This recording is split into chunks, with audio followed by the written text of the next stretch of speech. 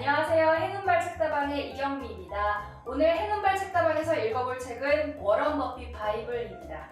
과연 어떤 내용일지 우리 은퇴와 투자 읽어주는 남자 미래에셋 은퇴연구소 이상건 상무님과 함께 읽어보도록 하겠습니다. 안녕하세요, 상무님. 네, 안녕하세요. 네, 워런 버핏이면 세계 최고의 투자가 그분 아닌가요? 네, 맞습니다. 흔히 얘기하기를 워렌 버핏을 두고 금세기 최고의 투자가다 이런 표현도 쓰는데요. 보통 세계적인 큰 부자들은 기업을 창업해서 크게 일군 사람들입니다. 보통 그런 사람들이 이제 포브스라는 잡지에서 발표한 세계 랭킹 앞자리를 차지하는데, 버핏은 기업을 창업하지 않고 투자라는 활동을 통해서 세계 최고의 부자가 한때 됐었던 한때. 거의 제가 알기로 유일한 인물이고요. 그러다 보니까 뭐 투자에 관심 있으신 분들은 워렌 버핏에 대해 굉장히 좋아하는 사람도 많고, 또 그에 관한 책도 굉장히 많이 나와 있고, 또 뭐 평전도 있고요, 자서전도 있고, 뭐 워렌 버핏의 어록을 모아놓은 책들도 있고, 워렌 버핏은 상당히 특히 우리나라 사람들한테는 친숙한 세계적인 투자라고 할 수가 있죠. 아, 그렇군요. 그럼 그 수많은 버핏 관련된 책들 중에서 오늘 소개해 주실 책이 이 워런 버핏 바이블인데, 이거 바이블 하니까 그 권위가 어마어마하게 느껴지는데, 예. 바로 이 책이거든요. 이거 정말 두꺼워요. 예. 네, 정말 무겁고요. 네, 이 책은 어떤 내용을 담고 있나요? 그리고 워런 버핏에 대한 책들이 많이 나왔다고 하는데 그 책들과는 다른 점이 뭔가요? 재미난 거는 워렌 버핏에 관한 책들이 많이 나와 있지만 워렌 버핏이 직접 쓴 책은 거의 없어요. 그리고 또 이제 워렌 버핏이 자기의 자서전이죠. 자서전 제목이 스노우볼이라는 겁니다. 우리 눈덩이를 얘기를 하는 건데, 그 눈덩이가 상징하는 건 복리를 상징하는 거죠. 돈이라는 것을 굴러서 키워야 된다라는 의미로 스노우볼이라는 걸 자서전 했는데, 이 자서전도 버핏이 쓴 게 아니에요.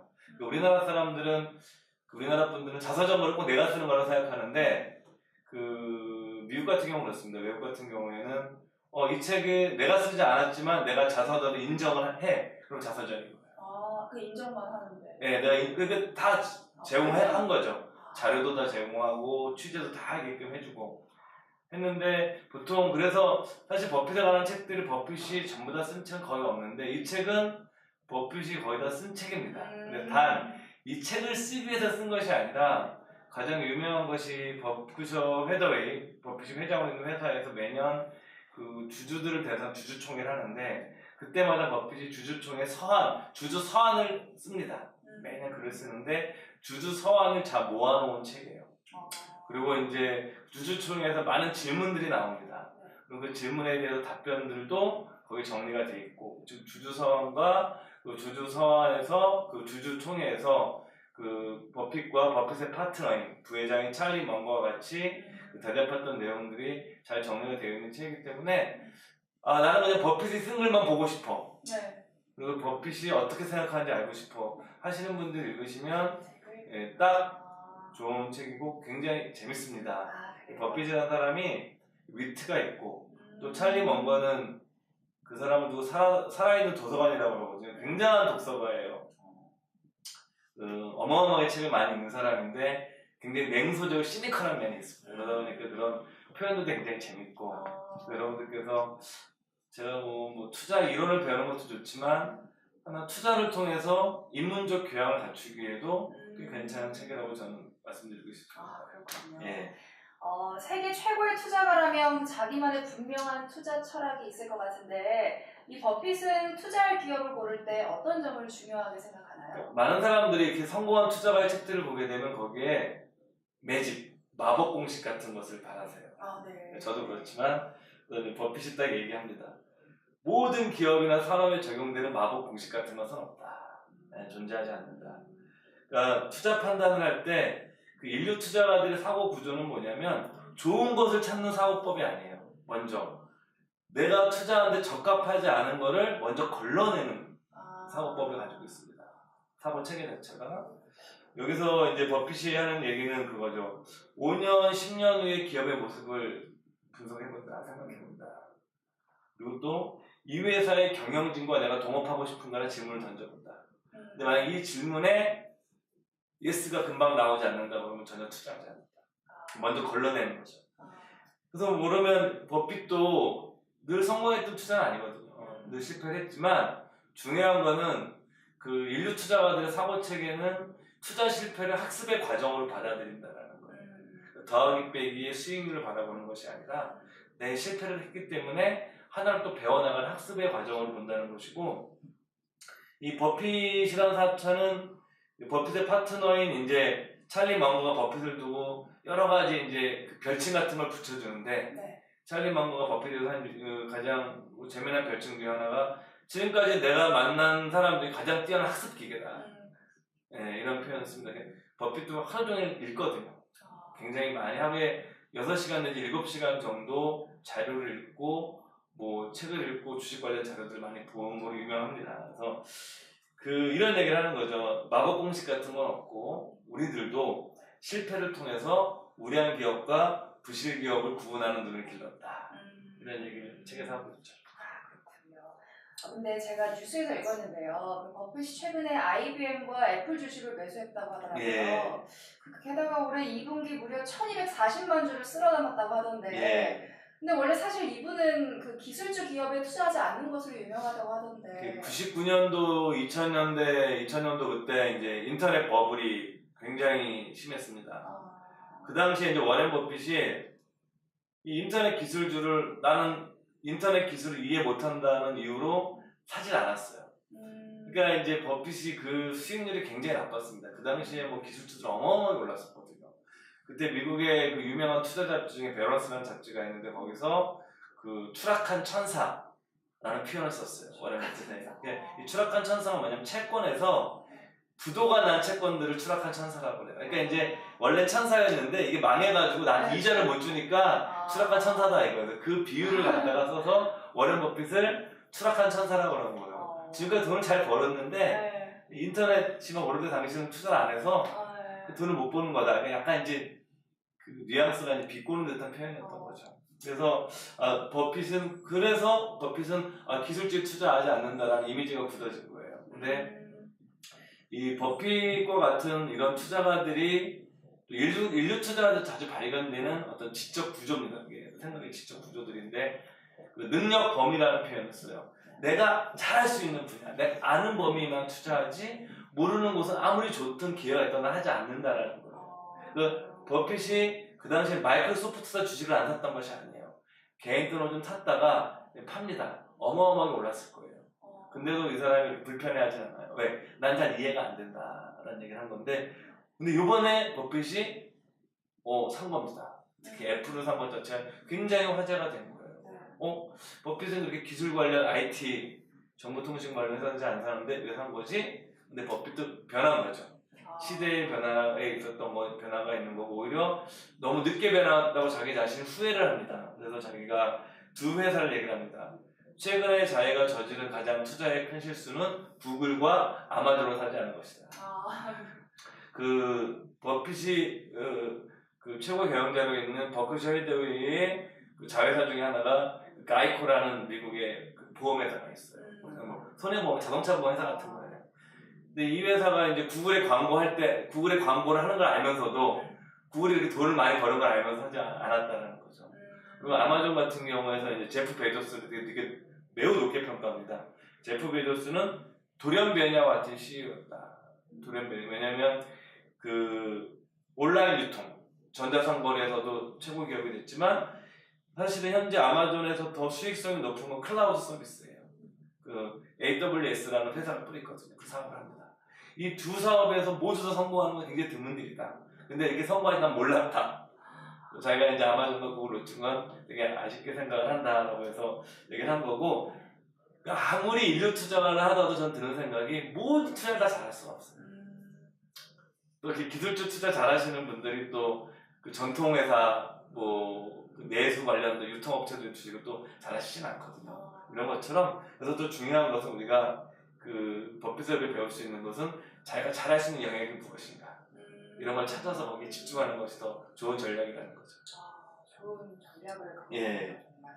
버핏도 그렇고 그의 파트너인 그 찰리 먼거 그 사람도 그 중국에 대해 관심이 많다고 하던데 그는 그 중국 주식시장을 어떻게 바라보고 있는지. 사실은 이제 버핏이 몇 년 전에 이제 차이나 페트롤리움이라고 해서 정유회사죠. 국영 정유회사를 사가지고 석유회사 사가지고 몇 배를 먹었습니다. 사실 투자를 안 했던 거고 지금 BYD라는 회사에 전기자동차 회사의 지분도 대략 10% 정도 가지고 있는 걸로 알고 있는데 그 버핏보다 먼거가 중국에도 관심이 많대요. 이 책에 이런 얘기가 나옵니다. 투자의 원칙은 국경을 초월해서 동일한 것 같다. 변하지 않는다. 그 주식 투자라는 것은 주식이라는 종이 조각에 사는 것이 아니라 기업의 일부로 사는 것이다. 그러니까 아까 제가 말씀드린 것처럼 향후 5년이나 10년 뒤에도 경쟁 우위를 가지고 있고 돈을 잘 벌 수 있는 기업을 좋은 경영진이 경영하고 있는 회사를 하는 것이 중요한 것이지 어느 나라에 있냐는 중요하지 않다. 그러나 우리가 이분들이 얘기하는 거죠. 이제 고민해야 될 건 있다. 그 중국이라는 나라는 미국에 비해서 이 자본주의 역사가 짧기 때문에 주식시장의 변동성이 높은 거죠. 오를 때는 굉장히 많이 오르고 내릴 때는 확 꺾이고 최근에 이제 그러고 있는 거거든요. 지난해 중국 주식들 수익률이 좋았어요. 근데 이제 올해 들어서 그 트럼프와 시진핑 이제 미일 무역 그 분쟁 뭐 또 거칠게 표현하면 전쟁이 일어나면서 중국 주식이 굉장히 많이 떨어졌습니다. 근데 미국은 그렇지 않거든요. 이게 변동성이 심하기 때문에 이런 변동성을 고려해서 투자자들이 해야 되고 버핏은 그렇게 얘기하죠. 좀 뛰어나면 자기 자신 투자를 잘할 수 있으면 이런 변동성조차도 기회가 될 수 있을지도 모른다. 하지만 그 미국보다 중국이 그 자본시장 역사가 짧기 때문에 이런 변동성에 주의를 해야 된다라고 이 책에서 얘기를 하고 있습니다. 그 찰리 먼거가 버핏한테 학습 기계라고 아까 한다고 예. 하셨잖아요. 그거는 왜 그런 거예요? 요번에도 이제 그 사례 중에 그런 겁니다. 애플을 사기 위해서 버핏이 손자손녀들이 하는 태블릿 PC를 가서 이렇게 같이 경험을 해보고 보고 공부를 하고 끊임없이 배우려는 거죠. 나이가 많아도 이런 배움의 과정을 통해서 투자 대상을 발굴해 난다는 측면에서 이제 버핏은 그 투자하는 행위 자체를 학습 과정의 일부로 하는 거죠. 근데 뭐 버핏뿐만이 아니라 인류 투자가들의 몇 가지 공통점이 있는데 그 공통점 중에 하나가 다독 많이 있습니다. 많이. 자, 뭐 하루에 버핏은 한 6, 7시간 읽는다고 그러거든요. 찰리 먼거는 아마 더 읽는 걸로 알고 있어요. 이뿐만 아니라 뭐 국내에서도 그렇고 좀 투자를 좀 잘하시는 분들이 좀 독서량이 많아요. 왜냐하면 이게 그 투자가 좀 약간 이렇게 편하게 적합할지 모르겠지만 제 생각에는 고도의 지적 노동이거든요. 이게 쉽게 돈을 버는 것 같지만 정말 주식으로 돈 벌기 어렵거든요. 이게 고된 지적 노동이기 때문에 이거를 이제 많이 읽어야 되는 거예요. 미국에 이제 유명한 투자가 중에 세스 클락만이라는 사람이 그런 얘기를 했거든요. 투자는 무엇이냐? 투자를 한다는 건 무엇이냐? 워크하다는 것이다. 그러니까 끊임없이 일을 해야 되는 것이다. 끊임없이 읽어야 되는 것이다. 이제 이런 거를 얘기를 하고 있고 또 찰리 먼거는 이런 얘기하거든요. 인생을 치열하게 사는 사람들 치고 책을 읽지 않는 사람을 본 적이 없다. 책을 읽는다 반드시 성공하는 건 아니지만 자기 인생을 진지하고 치열하게 사는 사람들은 항상 책을 가까이 한다. 이런 얘기를 하는 거죠. 그래서 뭐 버핏도 이렇게 모르는 분야를 배워가면서 투자 대상을 발굴하고 늘려가기 때문에 학습을 많이 강조하고 있는 거죠. 정말 알겠네요. 지금까지 워런 버핏의 투자 철학에 대해서 말씀해 주셨는데 그 워런 버핏이 꿈 많은 젊은이들에게 들려주고 싶은 조언이 또 있을 것 같아요. 예, 버핏이 이제 뭐 대학교 같은데 강의를 많이 가는데 뭐 이 책뿐만 아니라 다른 책에서도 그런 내용들이 많이 인용이 돼요. 저는 뭐 여러분들에게 한 세 가지 정도를 좀 소개해드리고 싶어요. 하나는 이제 그 테드에 관한 건데 저도 이런 사람은 아직 못 되지만 이제 읽어드리겠습니다. 네. 최선을 다해서 노력해라. 네. 평판은 하루아침에 만들어지는 것이 아니다. 네. 그 다음에 두 번째는요, 이 저축하는 습관의 중요성입니다. 저축을 할 줄 모르는 사람은 도와줄 수 없다. 어린 시절부터 저축 습관을 키우는 것은 매우 중요하다. 네. 저축 습관이 있으면 인생이 엄청나게 달라진다. 그러니까 버핏은 굉장한 짠돌이에요. 어려서부터 굉장히 저축에 열심히 살았던 사람이에요. 그 다음에 세 번째 이제 주식 투자에 관한 건데, 네. 저는 이렇게 못할 것 같아요. 그렇지만 여러분들 중에서 이런 것을 한번 생각해 보시면 투자할 때 우리가 좀 실수를 줄일 수 있지 않을까. 그걸 읽어드리겠습니다. 당신이 10년 동안 무인도에 가서 지내하고 그동안 가족의 돈을 경쟁하는 회사 중 한 곳에 모두 투자해야 한다면 어느 회사를 선택할 것이며 그 이유는 무엇인가. 그러니까 뭐냐면 내가 무인도에 가서 이제 혼자 있는다고 가정을 해보고 했을 때 돈을 어디에 둘 것이냐, 어디에 투자할 것이냐. 그런 식으로 이제 기업 조사 같은 거 할 때 경쟁업체에 물어보는 거죠. 이 질문을 자기한테 물어보는 거죠. 내가 어떤 걸 살 때 내가 10년 동안 우리 가족들을 먹여 살리게 하고 내가 이게 무인도에 가 있을 때 과연 이 주식을 내가 과연 살 것인가. 이런 식의 판단을 해본다 그러면 아무래도 조심스럽게 더 접근하게 되겠죠. 예. 네, 특히 노후를 준비하는 분들은 자녀들에게도 경제 교육 시키는 게 참 중요할 것 같아요. 예.